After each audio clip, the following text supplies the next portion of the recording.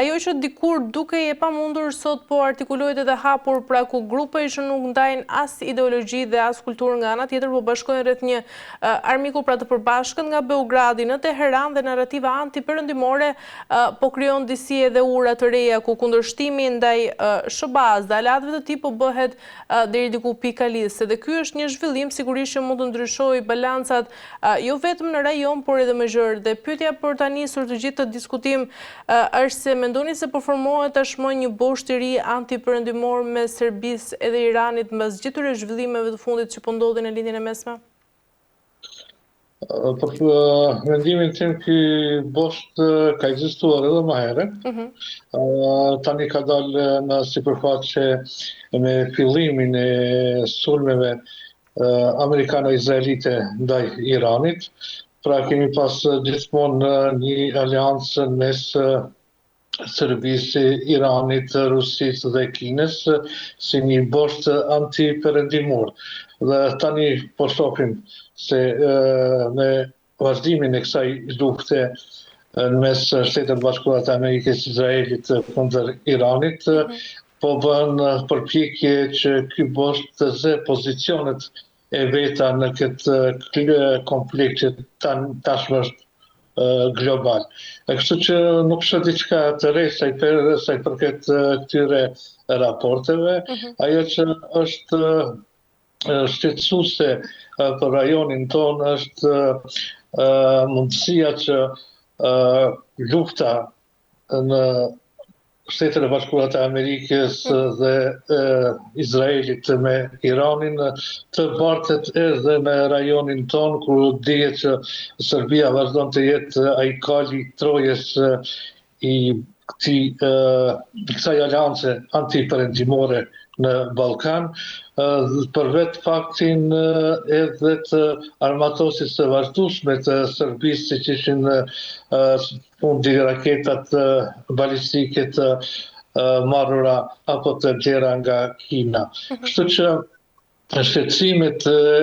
e kësaj natyre kanë ngritur edhe shtetet e rajonit tonë, siç është Kroacia, e cila ka alarmuar menjëherë NATO-n për një veprim të fundit të Serbisë. Megjithatë, në këtë aspekt, sikur të habite dhe reagimi i Bashkimit Evropian, që ishte një reagim i vakët për mendimin tim, ku Serbisë ju bën një vrejtje shumë e butë sa i përket armatosjes së saj dhe vlerjes së armëve nga Kina. Kështu që kemi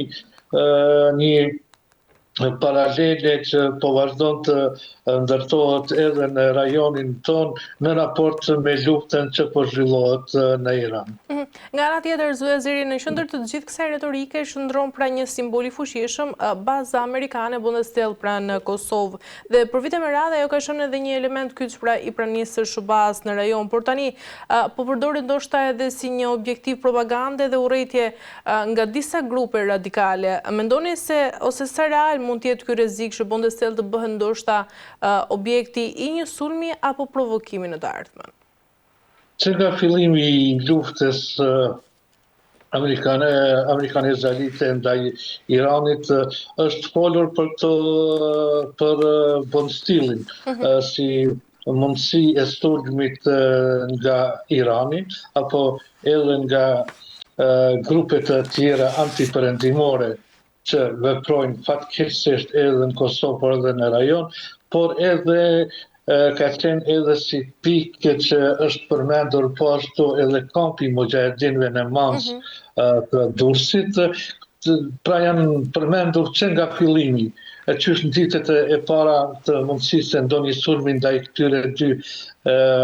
vendeve, qoftë Bustrilli në Kosovë, qoftë edhe kampi mujahedinëve në Mans të Durrësit. Por deri tani nuk ka ndonjë shenjë që mund të ketë ndonjë sulm. Do të ndaj një informacion edhe me teleshikuesit tuaj se tashmë edhe në shtete, edhe në Kosovë, por edhe në Shqipëri kanë zbritur ekipe, qofshin të CIA-s, qofshin të ambasadit izraelit për të kontrolluar, për të pasur gjendjen në kontroll dhe për të marrë informacione të sakta nëse këto përflitje, nëse këto do të jenë të sigurta, por deri më tani nuk ka ndonjë dhënë sigurt apo ndonjë lëvizje në këtë drejtim se mund të ketë probleme qoftë me bonstillin në Ferizajt Kosovës, qoftë me kampin e mujahedinëve në dorë të Shqipërisë. Pra, deri më tani janë vetëm në suazat përfoljeve, por jo diçka konkrete që kanë këtë drejtim. Zoti Zeri, nga ana tjetër, pas gjithë këtij diskursi shndron një makinari e mirë organizuar mediatike, pra janë kanalet proruse dhe rrjetet ultrakonservatore, të cilat kanë ndërtuar një narrativ të vazhdueshme, ku perëndimi paraqiten si armiku kryesor, ndërsa çdo kundërshtar i tij është aleat potencial. Dhe kjo propagandë nga ana tjetër nuk ndalet vetëm në teori, por ndikon sigurisht drejt për drejt në mendsinë dhe veprimet e këtyre grupeve radikale. Dhe pyetja është se sa i madh është ndikimi i të gjithë kësaj propagande proruse në radikalizimin e gjithë këtyre grupeve. Thonë drejtën, unë në fillimin e luftës kam pritur që të ketë më shumë propagandë, që të ketë më shumë reagime, sidomos të grupeve radikale islamike, qofshin në Kosovë, Shqipëri dhe Maqedoni, dhe kjo bëhet gjithmonë përmes rrjeteve sociale, mirë po shoh se nuk ka një propagandë aq të fuqishme, nuk ka reagime aq të fuqishme nga këto grupe, dhe kjo më bën që të kuptoj një gjë që këto grupe tashmë ndihen të pafuqishme për të ndryshuar ndonjë narrativ, qoftë në Kosovë, qoftë në Shqipëri, qoftë edhe në Maqedoni në pjesën shqiptare, ku atje janë shumë aktive, dhe nuk po shoh që ka një sforcim të kësaj propagande. Ndërsa nga ana tjetër, ku bën sponsorimet qoftë që vjen nga Serbia dhe shtetet të tjera antiperëndimore,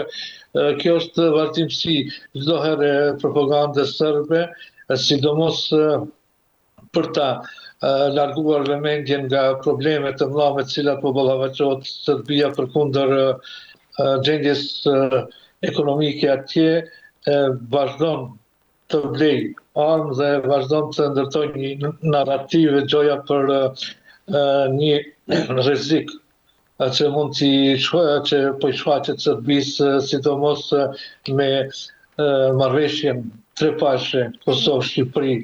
dhe Kroaci rreth çështjes së sigurisë. Kështu që nuk shoh ndonjë diçka aq të forcuar që mund të ndikojë në stabilitetin e sigurisë në rajonin tonë, përkundër orvatjeve që po bëhen sidomos nga Serbia. Ndërsa po përcojë në zonë këtij që grupe radikale në vendet tona, qoftë në Kosovë, qoftë në Shqipëri apo të pjesa e shqiptarëve në Maqedoni, nuk janë shumë aktive duke pasur parasysh aktivitetin e tyre, propagandin e tyre me rastin e konfliktit apo luftës në Gaza, kur në atë kohë kanë qenë shumë aktive, ndërsa tani duket një zbehje e tyre. E qartë. Mirë, Zoti Zeri, ndërkaq për të kaluar tek disa zhvillime të rëndësishme të tjera në Kosovë, ku ndodhet tashmë në një nga momentet më të paqarta kushtetuese të viteve të fundit, bëhet fjalë për seancën për zgjedhjen e presidentit, e cila ashtu se di më shpesh zhulluar dhe ku vendi është përndar me dekrete. Tani gjithçka varet vetëm nga një vendim i gjykatës kushtetuese. Mes gjithë këtij bllokimi, Zoti Zeri, institucional, lind një dilemë shumë e madhe. Pra, mund të ndryshojë tashmë gara për president të Kosovës? Të drejtën sikur ja kemi marrë dorën krizave, po kalojmë nga kriza në krizë,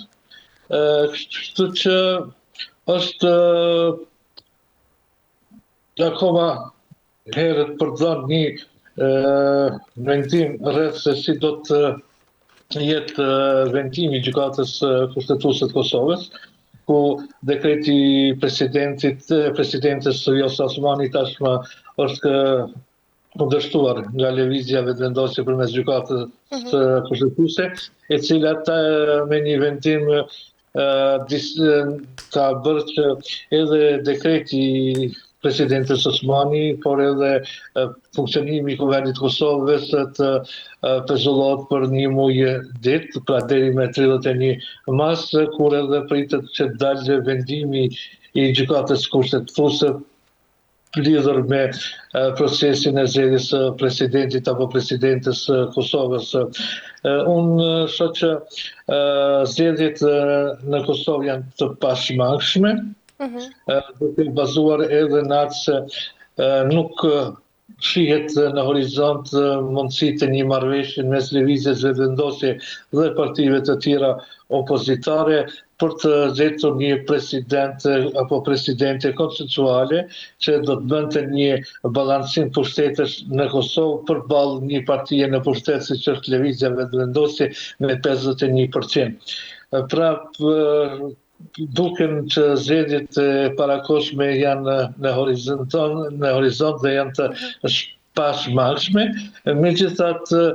edhe tek këto zgjedhje përsëri ekziston dilema nëse do të mund të prodhojnë zgjidhje. Pra, nëse do të mund të, edhe pas këtyre zgjedhjeve të kemi institucionet e reja, pra Kuvendi dhe qeverin, dhe nëse do të ketë mundësi zgjedhja e presidentit, pasi që me Kushtetutën e Kosovës zgjedhja e presidentit do të bëhet me 2/3 edhe deputetëve në Kuvendin e Kosovës në rundin e parë dhe në rundin e dytë, dhe në rundin e tretë bëhet me një shumicë të thjeshtë prej 61 deputetëve, por me kusht që në sallë të jenë mbi 80 deputetë. Pra, një diçka që akoma lën dilema se a janë edhe zgjedhjet e reja zgjidhje për këtë problem, pra zgjedhjen e presidentit apo presidentes të Kosovës. Kështu që presim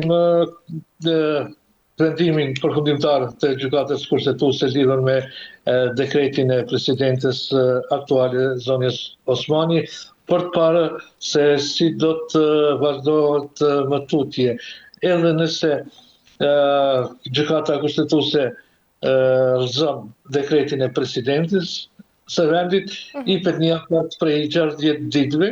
që sërish unë dyshoj se do të mund të prodhonte ndonjë rezultat. Megjithatë, ky 60 ditë që është synohet nga lëvizja vetëvendosje për të blerë kohë dhe që data e zgjedhjeve të përcaktohet një datë që do t'i konvenonte më shumë të lëvizjes vetëvendosje, pasi pas 5 prillit kur të kalon mandati i presidentes Osmani dhe ajo duhet ta liroj zyren e saj, në vend të saj si ushtruese e detyrës Vija Albulena Haxhiu, që tashmë është kryetare e Kuvendit të Kosovës. Pra, partia në pushtet përmes kundërshtimit të këtij dekretit të presidentes Osmani synon edhe vlerjen e kohës për të përcaktuar një datë të zgjedhjeve që më shumti do t'i konvenonte asaj. Mirë, zëri, për ta mbyllur, ndërkaq interpretimi i kushtetutës është bërë thelbi gjithë kësaj krize politike, dhe ndërsa nga ana tjetër disa juristë thonë se mund të shtohen kandidatë të rinj, ndërsa nga ana tjetër paralajmërojnë se kjo do ta komplikonte sigurisht edhe më shumë procesin. Si mendoni se do zgjidhte situatën shtimi i një kandidature të re për president, apo do ta thellonte më shumë këtë krizë politike në Kosovë? Unë mendoj se nuk ka më hapësirë për të manevruar me kandidat të ri, ku pa marrë parasysh kur do qoftë ai, pasi që tashmë sipas rregullores Kuvendit të Kosovës një deputet nuk mund të japë nënshkrime për gjë më shumë kandidatë të tjerë. Pra, në këtë rast, në këtë fazë, lëvizja vetëvendosje ka harxhuar mundësitë e saj sa i përket dhënies së nënshkrimit apo paraqitjes së kandidaturave të tjera. Kështu që e vetmja mundësi për paraqitur kandidaturat e tjera kanë mbetur tek opozita me 30 nënshkrime. Megjithatë, unë jam shumë skeptik që vendosja do të hyjë në këtë proces të zgjedhjes së presidentit apo presidentes, kur propozimi vjen nga partitë opozitare. Kështu që